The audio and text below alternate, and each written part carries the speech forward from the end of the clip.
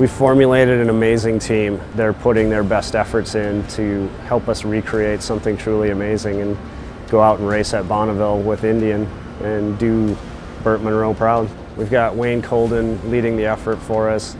Wayne, actually in his free time, races a Scout. That's what he does. He's building a new turbo-powered Scout that he's going to go run at El Mirage and again at Bonneville, and he's leading the project for us. We've got Dan Jarvis, who's an amazing fabricator, who's been putting hours and hours into this bike. We've also got Matt and Steve working on the powertrain, and they're donating their time at night to turn an Indian Scout into a record breaker. The basis for the Spirit of Munro bike is a stock Indian Scout, and we did a lot of dumpster diving on this project. I mean, there's a lot of good parts that were repurposed to go racing, and we resurrected a frame from the boneyard and repurposed it for our race bike. The class that we're running in requires us to keep the frame stock, and then started with a stock engine that bolts in just fine.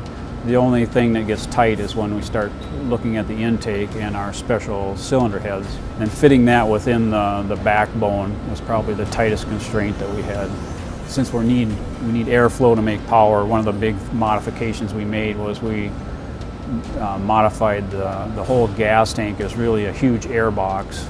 The class we're running in is 1350 cc limit, so right now we are right at 1299 cc's. We are running in the partial streamlining class, so we have fairing has to be such that the rider is visible from the sides and the top. So we purchased a fairing that we thought would work with our bike. Quickly came to the realization that the stock triple clamps were way too wide. We had some narrower triple clamps. Lucky enough, they were part of another project. We happened to have them laying around, and then we were able to fit the handlebars inside the fairing. We replaced the stock rear shocks with a solid aluminum strut, and we have various links to allow us to do some adjustment there on ride height.